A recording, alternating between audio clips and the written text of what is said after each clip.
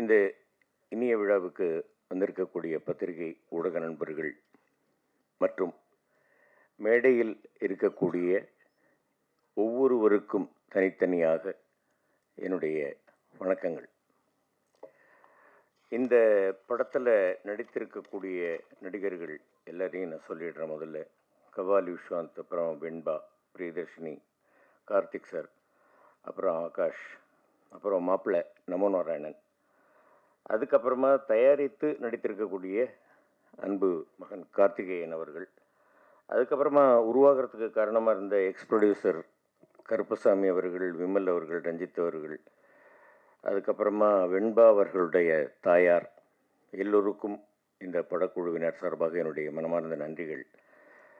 தம்பி ஹரி அவர்களுடைய மியூசிக் ரொம்ப பிரமாதம், அருமையாக இருந்தது. இந்த 2 சாங்கும் கேட்கும் பொழுது நான் ஏற்கனவே கேட்டேன், இருந்தாலும் சரவடி சரவணன் மாஸ்டர் ரொம்ப ஈஸியாக சொல்லி கொடுத்து நம்மகிட்ட இருந்து அந்த எப்படி எப்படி நம்மளால் என்ன முடியும் அப்படிங்கிறத வச்சு அந்த சிறப்பாக அந்த ஃபைட்டை பண்ணக்கூடியவர்.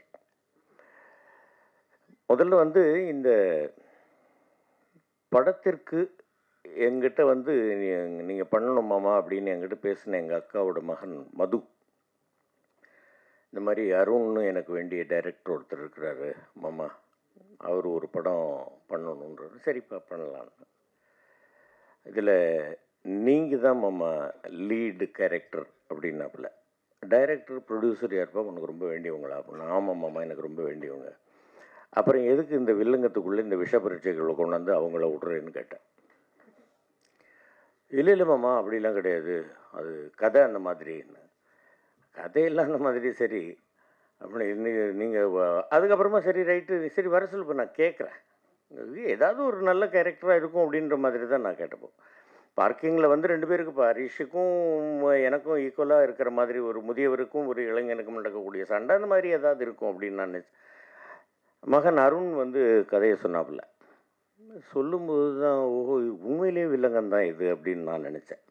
நான் சொன்னேன், அப்பா இந்த மாதிரி இல்லை வேணாம்ப்பா, நீங்கள் வேறு யாரையாவது வச்சுங்க. இல்லைப்பா, அந்த வயசு, அந்த ஒரு முதியவர் அப்படின்ட்டு ஒரு இது சொன்னார். அதான் மிதித்த பாம்பு மட்டும் இல்லைப்பா, மண்புழு கூட திரும்பி கடிக்கிறதுக்கு முயற்சி பண்ணோம். அந்த மாதிரி ஒரு கதை தான்ப்பா, அந்த மாதிரி ஒரு கேரக்டர் தான் இது அப்படின்னு சொல்லி என்னை ஒத்து வச்சார். எல்லாருமே நீங்கள் தான் ஹீரோ, நீங்கள் தான் ஹீரோ அப்படின்னு. எனக்கு அதெல்லாம் ரொம்ப பயம்.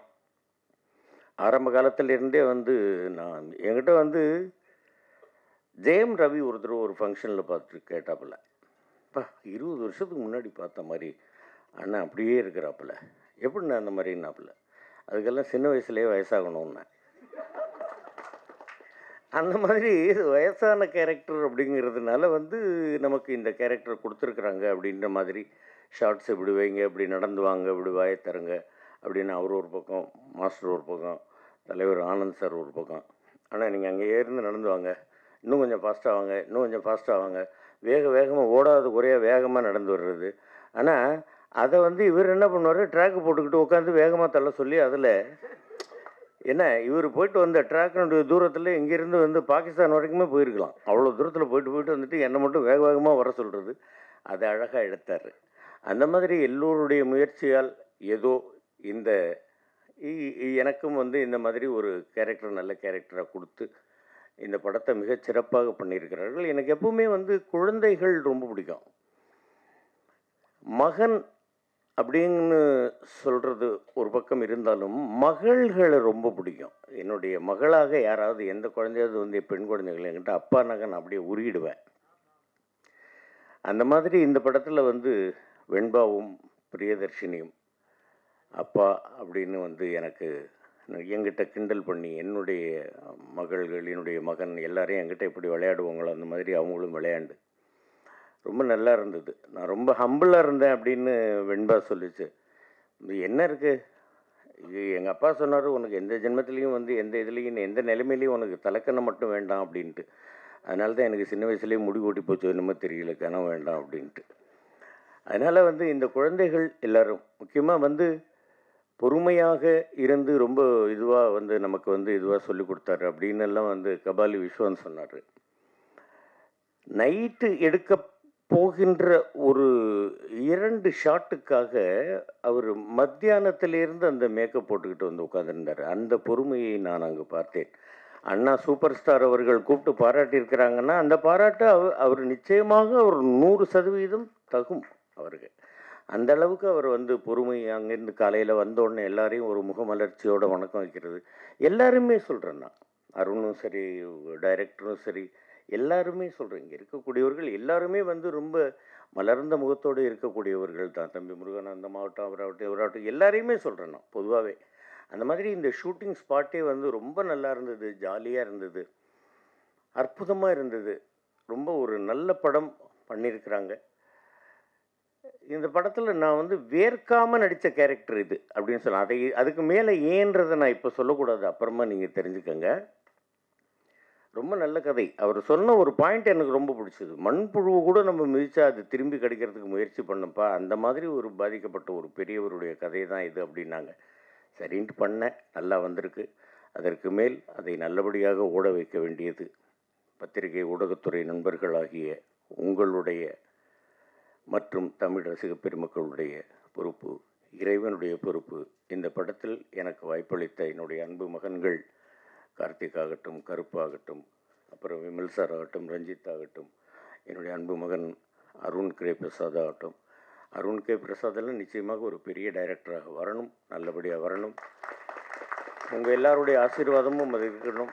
நிச்சயமாக இந்த படத்தை நல்லபடியாக ஓட வைப்பீங்கிற நம்பிக்கையோடு, இதயபூர்வமான நன்றியோடு உங்கள்கிட்டேருந்து விடைபெறுகிறேன். நன்றி, வணக்கம். என்ன வித்தியாசம் காட்ட போகிறீங்க? ஏன்னா நிறைய ஆக்டர், நிறைய பெரிய பெரிய ஹீரோஸ்லாம் வந்து இந்த ஸ்டோரியை பண்ணிட்டாங்க. இதில் என்ன வித்தியாசம் காட்ட போகிறீங்க?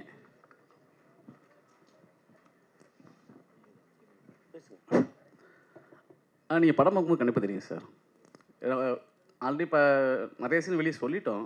உங்களுக்கு ட்ரெயிலில் பார்க்கும்போது ஒரு கண்டென்ட் தெரிஞ்சிருக்கும். நான் மேற்கொண்டு சொன்னேன், கண்டிப்பாக கதை உங்களுக்கு புரிஞ்சிடும். ஆனால் நீங்கள் படம் கண்டிப்பாக ப்ரீ போடும்போது உங்களுக்கு தெரிஞ்சிடும் சார். எம்எஸ் பாஸ்கர் சார், உங்களுக்கு சார் எப்போவுமே உங்களை வந்து பார்த்த ஒரு சாயலில் வந்து ரஜினி சார் மாதிரி இருக்குன்னு சொல்லிட்டு சொல்லுவாங்க. ஆனால் ஒரு ஷாட்டில் வந்து உங்களுக்கு வச்சுருப்பாங்க ஃப்ரேமு. அதே ஷாட் வந்து நீங்கள் பார்த்தீங்கன்னா 3 முகத்தில் ஒரு ஷாட் வச்சுருப்பாங்க, ரஜினி சார் நடந்து வர மாதிரி. அந்த ஷாட்டை பார்த்துட்டு ஏதாவது சொன்னாங்களா யாராவது உங்களை பற்றி, அதை பற்றி? இல்லை, அதெல்லாம் ஒன்றும் இல்லை. அதாவது சிவாஜி படம் நடிக்கும்போது அண்ணா வந்து சொல்லுவாங்க, பாஸ்கர் பாருங்களேன் என்ன மாதிரியே இருக்காப்புல அப்படின்ட்டு. அது நான் சொல்லுவேன், எனக்கு அது ரொம்ப பெருமைண்ணா அந்த மாதிரி நான் இருக்கிறதில்ல அப்படிங்கும்போது ரொம்ப அண்ணாவே ரொம்ப ஆசையாக இருப்பாங்க. பட் இந்த ஷாட்டை பார்த்துட்டு யாரும் இது வரைக்கும் ஒன்றும் சொல்லலை.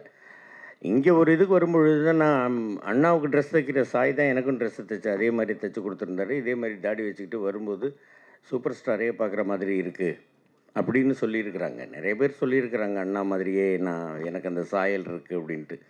இந்த படத்தில் நடந்து வர்றது பார்த்துட்டு முன்முகம் ஷாட் மாதிரி இருக்குது அப்படிங்கிறதெல்லாம் யாரும் ஒன்றும் சொல்லலை.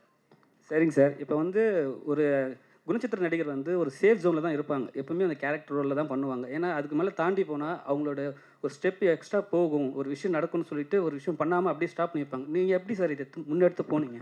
இல்லை, அப்படி கிடையாது சார். இப்போ குணச்சித்திர நடிகர் ரைட், ஓகே. இப்போ பார்க்கிங்கில் என்ன, அது 2 பேர் லீடிங்கு, இதில் வந்து நீங்கள் மெயின் ரோலாக பண்ணுறீங்கன்னு சொன்னாங்க. அதனால் அப்போ மீதி இருக்கிறவங்க அப்புறம் விஸ்வந்த் மெயின் ரோல் எல்லாருமே உங்களை பற்றி தான் சார் சொன்னாங்க. எனக்கு சொல்லுவாங்க, ரைட். அது அவங்களுடைய பெருந்தன்மை. இப்போ என் குழந்தைங்க 2 பேராக என்னுடைய மகள்களாக நடித்த இந்த 2 குழந்தைங்களும் மெயின் ரோல் தான். விஸ்வந்தும் மெயின் ரோல் தான். இதில் நடித்த கார்த்திக் சார் இருக்கிறாரு, அவரும் மெயின் ரோல் தான். அவரை பற்றிலாம் நான் சொல்லியே ஆகணும். என்னன்னாக்க, அவரை வந்து கொண்டு போய் ஒரு இடத்துல உட்கார வச்சுட்டு, அந்த சேரில் உட்கார வச்சுட்டு, அவர் வந்து எழுந்திருக்க முடியாமல் செய்ய முடியாமல் அவரை வந்து அதில் பேஸ் பண்ணிடுற மாதிரி சீனு. அவர் முதுகில் உடம்பு பூரா கம்மை தடவிட்டு அந்த இதில் கையெல்லாம் ஒட்டிக்கிட்டு அந்த கொசு கடியில் சொரியாமல் கூட உட்காந்துக்கிட்டு இருந்தாருங்க. அந்தளவுக்கு அதான் சொல்கிறேன் நான். அந்த மாதிரி வந்து ரொம்ப ஸ்கின் அலர்ஜி வந்து அதெல்லாம் ரொம்ப அவசரப்பட்டார். அந்த மாதிரி எல்லாம் நிறைய பண்ணியிருக்கிறாங்க. இப்போ நான் மட்டும்தான் என்னமோ பெருசாக நான் இது பண்ணிட்டேன் அப்படிங்கிறதெல்லாம் கிடையாது. எல்லாருமே இதில் மெயின் கேரக்டர் தான். சின்ன கேரக்டர் நடித்தவங்களும் மெயின் கேரக்டர் தான், பெரிய கேரக்டர் நடித்தவங்களும் மெயின் கேரக்டர் தான். அவங்களோடு சேர்ந்து நானும் ஒரு மெயின் கேரக்டர் நடிச்சிருக்கேன் அப்படிங்கிறது தான் உண்மை. எம்எஸ் பாஸ்கர் சார் வந்து இது வரைக்கும் ஸ்டண்ட்டில் வந்து நடிச்சதே கிடையாது மேக்ஸிமம். இதில் ஃபுல் ஃப்ளெஜ்ஜாக பண்ணிக்கிறேன்னு சொல்கிறாங்க. எப்படி சார்? இல்லை, அப்படிலாம் ஒன்றும் கிடையாது. ஸ்டென்ட்டிலெல்லாம் நான் வந்து பண்ணதெல்லாம் கிடையாது. நான் இப்போ இரும்புக்கோட்டை முரட்டு சிங்கத்தில் குதிரை பேய் வேகத்தில் ஓட்டிக்கிட்டு வந்தேன். என்ன மேலே வந்து ஒன்றுமே சேடில்ஸே இல்லாமல் அந்த மாதிரியெல்லாம் பண்ணியிருக்கிறோம் இல்லையா? அதெல்லாம் இப்போ அண்ணனுக்கு ஜெயின்னு ஒரு படம் நடித்தேன், கங்கை அமரன் சார் டைரக்ஷனில். அதில் ஸ்டண்ட் காட்சிகளில் 4-5 ஃப்ரெண்ட்ஸோடு ஒருத்தனா நானும் நடித்தேன். ரெண்டாவது பேசிக்காகவே வந்து நான் சின்ன வயசில் கொஞ்சம் மார்ஷல் ஆர்ட்ஸ் ப்ராக்டிஸ் பண்ணவன். அதனால் எனக்கு இது ஒன்றும் பெரிய கஷ்டமாக இல்லை. அது பண்ணுறதுக்கு மாதிரி இருந்தது, ஈஸியாக இருந்தது. மாஸ்டருடைய ஒத்துழைப்பு, மாஸ்டரும் கரெக்டாக ஷார்ட்ஸ் அதுக்கு ஈஸியாக எனக்கு வச்சு கொடுத்து பண்ண வச்சார். வெண்பா மேடம், உங்களுக்கு தான் கொஸ்டின். நீங்கள் சைல்டு ஆர்டிஸ்டாக நடிச்சிட்டு வந்துட்டுருக்கீங்க. எம்எஸ் பாஸ்கர் பெரிய லெஜெண்ட்ஸ் ஆக்டர். எந்த சீன் உங்களுக்கு ரொம்ப சேலஞ்சிங்காக இருந்துச்சு அவர் கூட நடிக்கும் போது? எல்லா சீனுமே எனக்கு கொஞ்சம் டஃப்பாக தான் இருந்தது. பிகாஸ் சார் வந்து பயங்கரமான ஒரு ஆக்டர், அது எல்லாருக்குமே தெரியும். ஸோ நான் எல்லா சீன்லேயுமே ரொம்ப கான்ஷியஸாக தான் இருந்தேன். சார் திடீர்னு சார் நம்ம பேப்பரில் ஒன்று இருக்கும், பட் கூட நடிக்கும் போது சார் சடனாக ஒன்று ரியாக்ட் பண்ணுவாங்க. அதுக்கு நம்ம ஆப்போசிட்டில் சடனாக ரியாக்ட் பண்ணணும். ஸோ அது எல்லாமே எனக்கு கொஞ்சம் சேலஞ்சிங்காக தான் இருந்தது. எம்எஸ் பாஸ்கர் சார், நீங்கள் வந்து ஸ்டார்டிங்கில் வந்து ஸ்க்ரீனிங் பண்ணீங்க. அதில் வந்து விஜயகாந்த் சாரோட கோயிலுக்கு போயிட்டு வந்தேன்னு சொல்லிட்டு, இந்த நேரத்தில் விஜயகாந்த் சார் வந்து படம் பார்த்துட்டு இருந்தாருன்னா எப்படி நீங்கள் ஃபீல் பண்ணுவீங்க?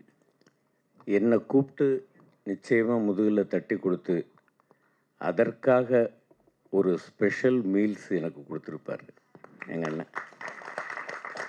ஏன்னா என்னெல்லாம் அவருடைய படம் நிறைஞ்ச மனசு தருமபுரியிலெல்லாம் பக்கத்தில் உட்கார வச்சு சாப்பிட சொல்லி சோறு போட்டு எனக்கு நான் சாப்பிட்றத பார்த்து ரசித்தவர் அவர்.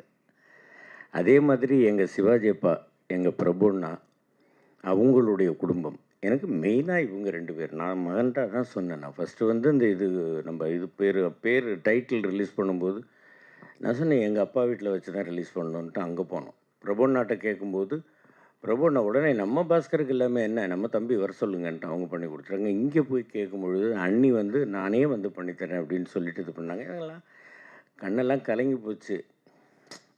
ஏன் அண்ணன் இல்லை, ஆனால் இல்லைன்னு நாங்கள் யாருமே நினைக்கல, நாம் யாருமே நினைக்கல. நம்ம இதயத்தில் அவர் இருக்கிறார் அப்படிங்கிறது தான். நிச்சயமாக அவருடைய ஆசீர்வாதம், அவங்களுடைய ஆசீர்வாதம், அப்பாவனுடைய ஆசீர்வாதம், அண்ணனுடைய ஆசீர்வாதம், எல்லாருடைய ஆசீர்வாதத்திலையும் இந்த படம் மிகப்பெரிய வெற்றி பெறணும் அப்படிங்கிறது தான் என்னுடைய ஒரு வேண்டுகோள். அதே தான் சார் சொன்ன மாதிரி தான். இந்த இடத்துல இல்லாமல் இல்லை, அவர் எப்போவுமே இருந்து கொண்டு தான் இருக்கிறாரு எல்லாத்துக்கூடையும். அது இந்த இடத்துல சொல்லிவிட்டு இசை தட்டை நம்ம வெளியிட்டுடலாம்.